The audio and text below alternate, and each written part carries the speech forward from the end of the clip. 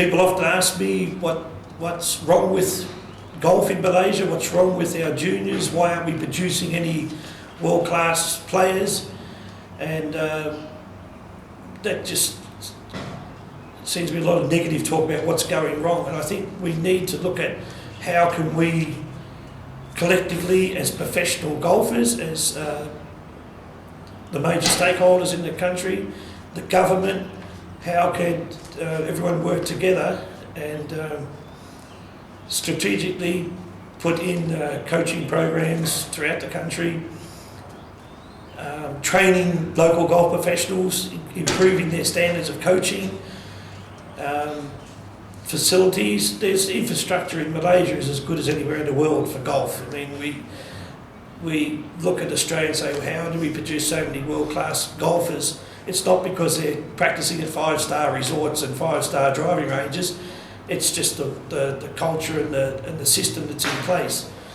So I think that we talk about grassroots golf, and we should be setting up grassroots programs, which I was happily be involved in a few years ago with Mulga, and where I implemented a national junior program for girls called the Golf for Girls program. And whilst it only lasted some 12 months, it was probably one of the most successful programs that I've ever been involved in.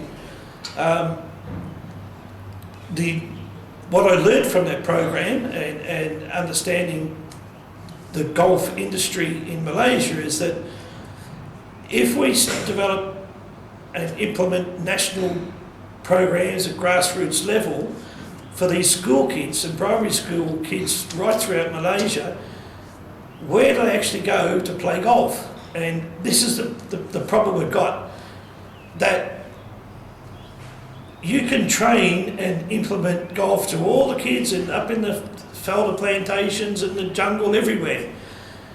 But if they can't get on a golf course and play, what's the point?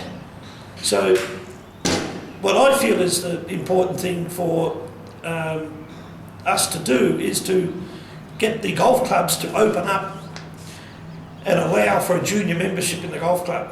Now, a lot of the golf clubs in Malaysia the land is owned by the government, and I'm sure that if it was put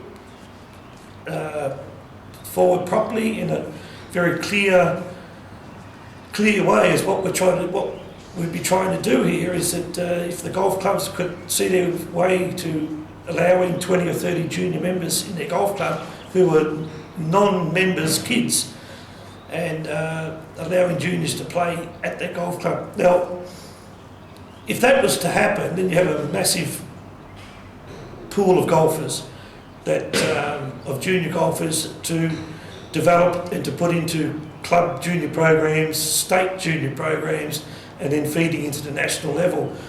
The problem we have at the moment is there is no junior membership in golf clubs.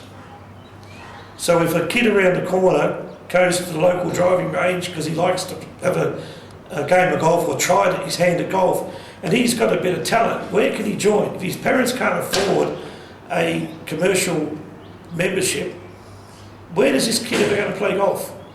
So unless we provide junior memberships open to kids, obviously there would be criteria and things like that, but generally speaking, the kids that are on the fringe from programs that Mulga are doing and some programs that MGA are doing, but where are these kids, if they're not members of golf clubs, where are they going to play golf? That's the question number one. The answer to that is the golf clubs have to open up and introduce a new category, junior membership, which is the norm in Australia and the UK and the States.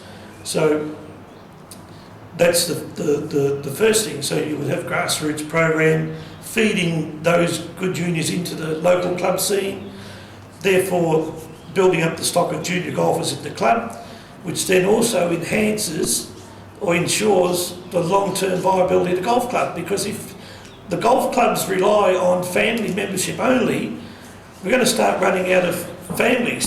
And we've seen here in Sabah over the last couple of years that there's nearly a generation gap between our last top class amateur in Nicholas Fung, who's now professional, turning professional at 19 years of age, and our next best golfer is probably around about 14, 15 years of age. So there's a huge gap, and these are the things that will happen when you rely on members only. Children can be junior members of the golf club, and once the golf clubs allow these kids from outside into their golf clubs, well, you know, it just breeds better golfers. Simple as that. The benefits from that are just too many to talk about. There's no negative side of it. It's all benefits. The state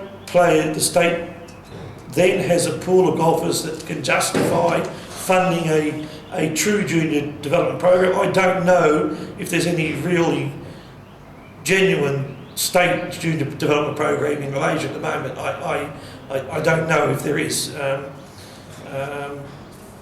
is a structured, comprehensive, long-term junior development program is what's required in the States. I think a lot of people sit back and expect Mulga and MGA for them to do it. That's not what their role is. Their role is to support junior golf at all levels and to assist golf clubs where they can. It's not their role or responsibility to set up junior programs. That's got to come from the golf clubs within the state, with a state program which feeds then into national players. At the moment, that doesn't happen.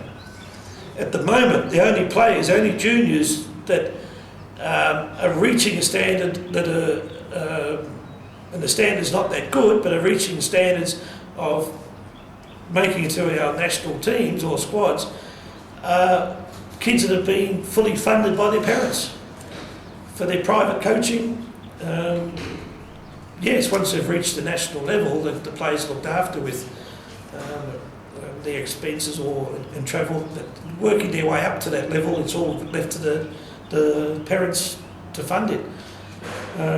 I'd like to see the implementation of a truly national grassroots program, each state being responsible for their own program, which would be the same program as each other state.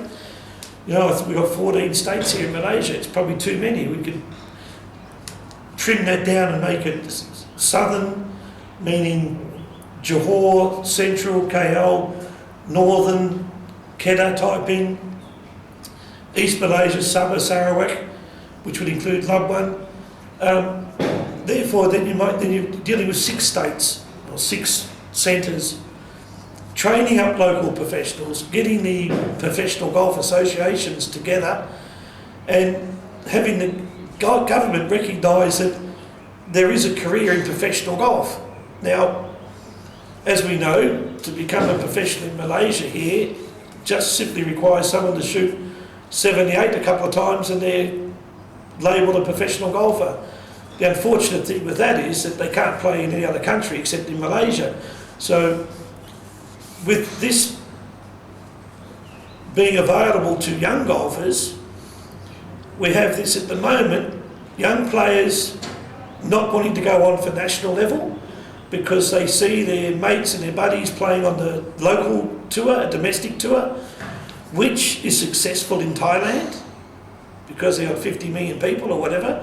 Singer gets behind it and puts in 10,000 US a month or whatever, and 13 and 14-year-olds turn pro. The downside of that is you don't see any Thais on the world scene, on the world tour. You might have a handful, if that.